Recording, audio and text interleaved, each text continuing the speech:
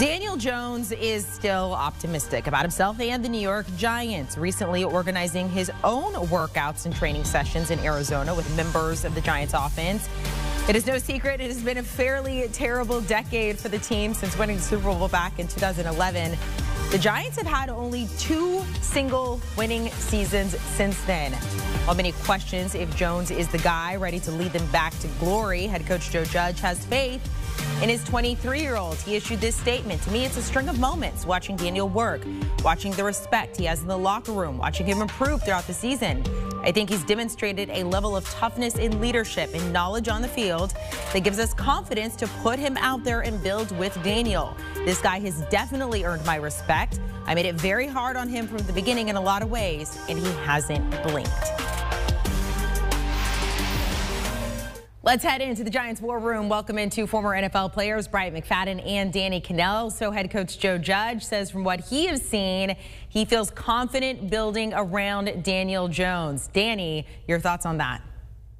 He has to. He doesn't have a choice. I mean, this is year 3. This is the year when you need to make a decision on Daniel Jones' future. After 3 years in the NFL, with most quarterbacks, you know what you're going to get. The problem is after 2, it can be a little bit of a crapshoot, and that's what we've seen from Daniel Jones. You saw a very promising rookie season and then a little bit of a regression last year, but you've seen some of the same issues crop up. A little bit loose with the football, some bad decision making, tends to put it on the ground, cough it up a little bit too much.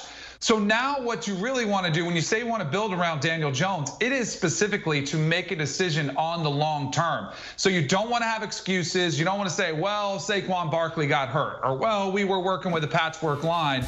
You want to give him the best chance to succeed, so then you can judge him based on a fair circumstance, because he has been given some bad hands and he hasn't had the best situation to deal with, and he did lose Saquon Barkley, so he's had some excuses. But now you've got to put him in a position where you can make a long-term decision on Daniel Jones. And I do agree with a lot of things that he said. I mean, he is pretty tough, and you have to be. And one of the most scrutinized positions is the quarterback in New York, whether it's with the Jets or the Giants. And it doesn't matter if you're good or bad; they are going to scrutinize you. Look at the career of Eli Manning. But I do think from what he's shown so far, it's worth giving it another year. But breaking ties, cutting ties, going in a different direction after just 2 years would have been a massive mistake. So I think the Giants are doing exactly what they need to do, and I think they'll continue to do that through this draft, and they've already addressed it through free agency. And outside of trying to determine if he is your franchise quarterback, long term, this is about the right now for their organization. I mean, they've been struggling since winning championships with Eli Manning and the crew. So understanding and knowing if you want the best from your young quarterback, he needs to be surrounded by quality, athletic, explosive players, and that will provide wins. When you look at the inability to win, consistently win, they have not had quality sound structure coming from the quarterback. So if you want to see the best from your young quarterback, go ahead and add pieces around him. When you look at some of the more consistent winning young quarterbacks currently in the National Football League, they all have the same thing in common: a sound offensive structure with playmakers. Just look at the growth that we saw from Josh Allen simply by adding Stephon Diggs. Now they added some other pieces too, but when you talk about throwing the football, when they provided Josh Allen with a proven #1 pass catcher, wide receiver, Josh Allen was putting up MVP-like numbers. The offense was more efficient. They won ball games. So this is what the Giants need to do. Take a page from what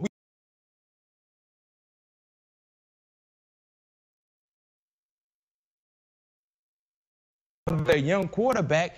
The same can be said for Kansas City and Pat Mahomes.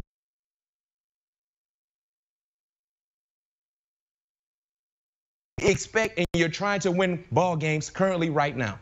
All right, let's do a free agency recap for the Giants. And BMAC, this goes into what you were just talking about. The big one, they add wide receiver Kenny Golladay. They also get some deals done with the likes of John Ross, Kyle Rudolph, Adoree Jackson. So Eli Manning has given his former team the thumbs up. BMAC, we'll start with you. You talked about adding some of the weapons. So how would you grade the Giants free agency so far? I'll give them a B+. They were aggressive. #1, they went out and got probably the hottest wide receiver that was available in Kenny Galladay, a guy I think if he remains healthy, he can provide Pro Bowl numbers for your offense. Then outside of when you look at what he's been able to do consistently, like I said, look at his average. He's a guy that can do a lot of big time things for your offense. You know, getting an experienced tight end and Kyle Rudolph. I think that's a big time move, under the radar move, because what we're seeing from Evan Ingram has been a inconsistent streak from time to time. You know what I mean? So now you got a two-headed tight end type of setup where you can actually run the football and throw the football with both guys in the ball game, and that could be a matchup in your favor when you're going against different defenses. So far, I love what they've been able to do. I'm really excited about the Giants to see exactly what they do in the first round, because they're in a nice position when you look at the first round and going throughout the draft and being able to continue to add big time playmakers to their team. B-Mac, I was going to give a B, but I'm going up to an A because I think you give a great example of what this could mean to Daniel Jones bringing in Kenny Galladay, because you are 100% right. What the Bills gave Josh Allen and Stephon Diggs was a game changer, and it did. Like, he gets a ton of credit, Josh Allen does, but man, Stephon Diggs deserves a lot more. And so they've given Daniel Jones a presence at X that he can go out there and pop the top of a defense and be that difference maker. They were able to keep around Leonard Williams. There's a lot of speculation. Would they be able to do that?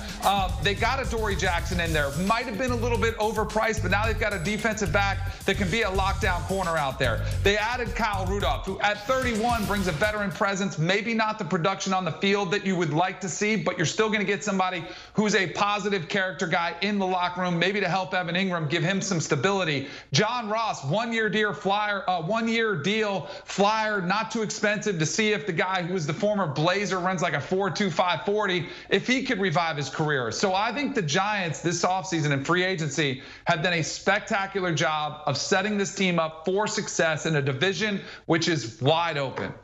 I can't believe you went from a B to, was it an A or an A plus? I mean, what no, sort just of? A. Just an A. I don't give out pluses to anybody, just an A. Still, you're a generous teacher. I wish I had teachers like you, Danny, when I was in school. That's a big boost there. Congratulations, B-Mac. You got a lot of persuasion over Danny. All right, Danny, let's talk about some needs in the draft. Where did the Giants go in the draft? So I think they still have needs at offensive line. And they spent a first-round pick on it last year, but we're talking about Daniel Jones, surrounding him with talent. I think offensive line, I still think, and this is the dilemma that you run into at wide receiver, now that you signed Kenny Galladay, I wouldn't hesitate to draft another wide receiver. Edge rusher is a position where I think they could still be more impactful. They only had 40 sacks last year. I think they'd like to be in the upper echelon of the NFL. And then tight end. I mentioned bringing in Kyle Rudolph, which does fit a piece, and it helps Evan Ingram. But if they could add another piece to the tight end room, I think that's the position that people are starting to really value and say, wow, look at what happens with the Travis Kelce or Rob Gronkowski.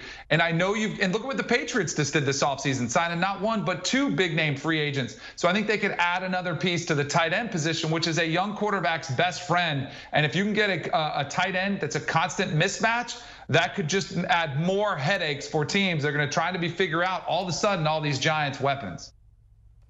The biggest need for me for the New York Giants is the offensive line, and here's why. This was a bad unit a year ago, and they lost their best offensive lineman from that bad unit in Kevin Zeitler. So being able to replace him is a huge necessity for their team. Not to mention when you're looking at trying to continue to see development from your young quarterback. It's going to be hard to do if he's consistently laying on his back or if he's running from his life. So being able to surround him with a nice offensive line unit is imperative. I'm not necessarily saying they should go get an offensive lineman in the first round. If they do, I would not be surprised. But I'll tell you this much, I won't be surprised, and I expect to see them address the offensive line at least a few times throughout the entirety of this upcoming draft because they lack depth. I have my concerns at both guard positions, and I tell you this much, if you don't have sound play at the guard position, good luck in running the football or throwing the football.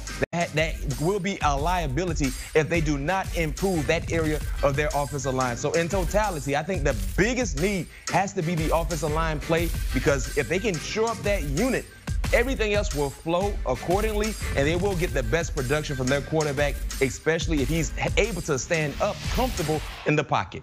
Gentlemen, let's talk names here. So the Giants have the 11th overall pick as of right now. So Ryan Wilson's latest mock draft, the past two actually, he has them taking Jalen Waddle, wide receiver out of Alabama, to join Kenny Galladay there, saying, look, if he's there at this spot, it would be really hard to pass up. But another one, B-Mac, and we'll start with you, and you give me some names that you like. He does have them taking Elijah Vera-Tucker, offensive lineman out of USC. What are some names you like, B-Mac? Oh, I got three names. Elijah will be in my names as well, but let's start on the defensive side. Micah Parsons, probably the most explosive defensive player in the draft. I think he proved that to be accurate with that fast 40 time he ran a few weeks ago. I think he will fit wonderful there in Patrick Graham's defensive scheme. They need to add production when it comes to rushing the passer, especially from the edge spot. I think he instantly provides that production. What about Gregory Rousseau from Miami? Probably the most skillful pass rusher, especially with his hand in the dirt. This is a guy that had 15.5 sacks in 2019 and didn't start until week 6. I don't even know how is that possible? You don't start until week 6 and you have 15.5 sacks? That's amazing. And he has a high ceiling. He's not as refined as some of the other pass rushers, but because of that, he's an intriguing prospect, and I wouldn't be surprised to see them throw a flyer on a guy like Greg Rousseau from Miami. And then Elijah Vera-Tucker. I mean, probably the most versatile offensive lineman that will be available. Check this out. In 2018, he started 12 games at right guard for Southern California. At 2019, he started 13 games at left guard. And then last year, he started 6 games at left tackle and was all Pac-12. This is a guy that can do everything you want an offensive lineman to do at many different positions. And I said earlier, that's a positional unit of need for the New York Giants. So I wouldn't be surprised, and I'm right there with Ryan, to see the Giants, where they're slotted to select their first round selection, go out and get a guy in Elijah Vera-Tucker, because he's a guy that can play either guard position and can line up at the perimeter and play either tackle position as well. And he has the tape to back that up.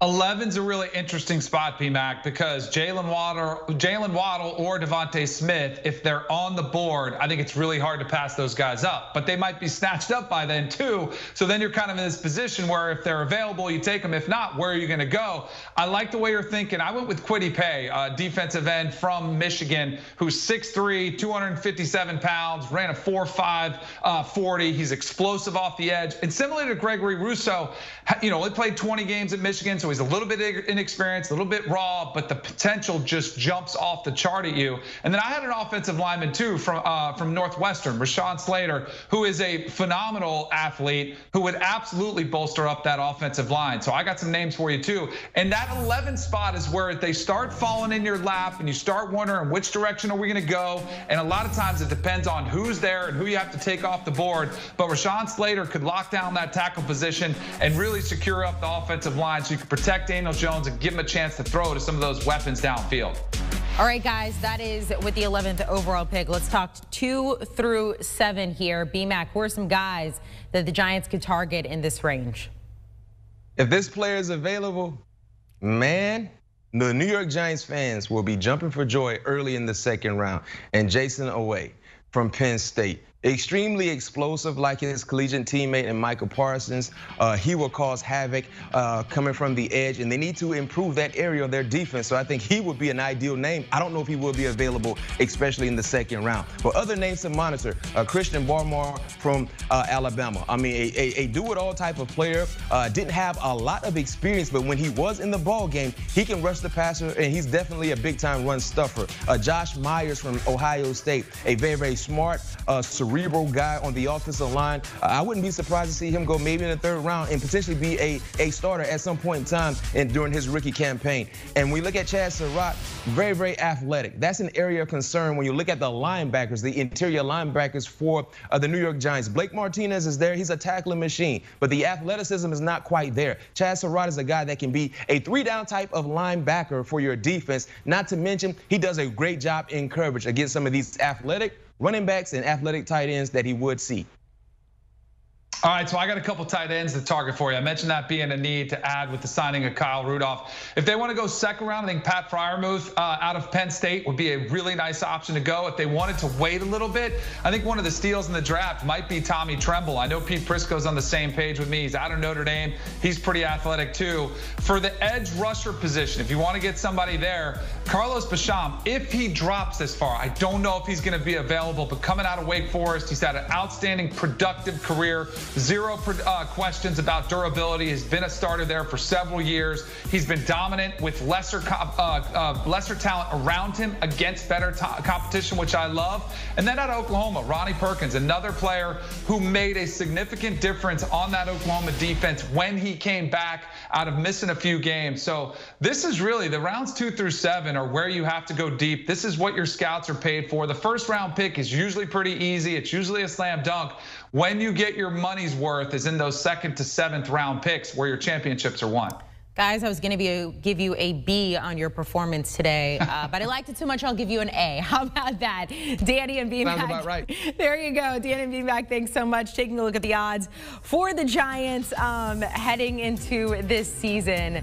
So 80-1 odds to win the Super Bowl, 40-1 to win the NFC, plus 475 to win the NFC East. But keep in mind, it is the NFC East. Do you want a sports network that delivers everything that matters about the game? The highlights, the picks, the instant analysis, no yelling, no fake debates, no politics. Hit the subscribe button and never miss a moment.